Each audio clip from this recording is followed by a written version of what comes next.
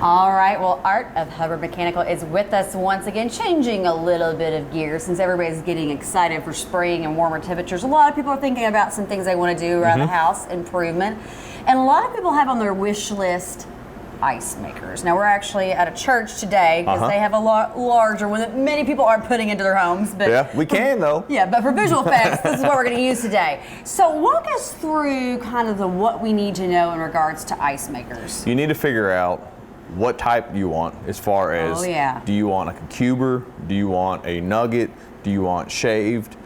So once you get that narrowed down, then you figure out how much you're going to use, because they're actually rated by poundage a day. Okay. So they have all different ones. The under the counter ones are a little different than this. Like, this is rated for, this machine doesn't necessarily have to go on this bin. This bin holds X amount of ice, but this machine can make more than this bin will hold. Gotcha. The under the counter one, it's almost more like just built into one where you can't set it differently.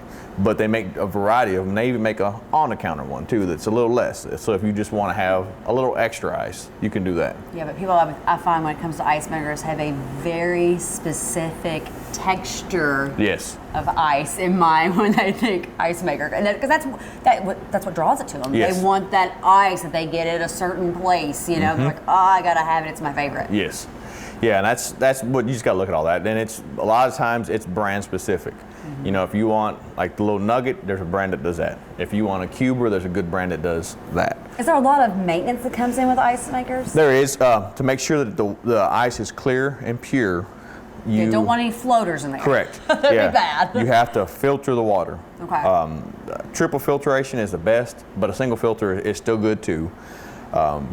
Then you, every so often as a maintenance, you actually have to take all the ice out. You can mount it however you want to do it, and then you go through a clean cycle on it. And most of them have a switch that you actually flip to a clean cycle, and you put a chemical in there, and it goes through it, and it cleans all the scale off of it. And then after you clean it, very, very important, you have to put a sanitation to take the cleaner off of it. Here's a question though. Are we supposed to be doing anything like that with our refrigerator ice makers?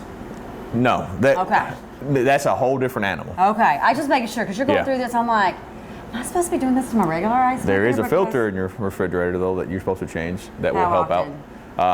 Most of them actually even tell you a reminder. They'll flash a colored light on there. Oh, I just ignore that light. Yeah. Well, yeah. I'm sure I'm not the only one. No. Yeah. I'm sure you're not. All right. So if people have this on their wish list and they have a lot of questions about like a minimal investment versus a max, and they're trying to budget that out, can they give you a call? Yes, they can. They can give us a call at 859-340-4509.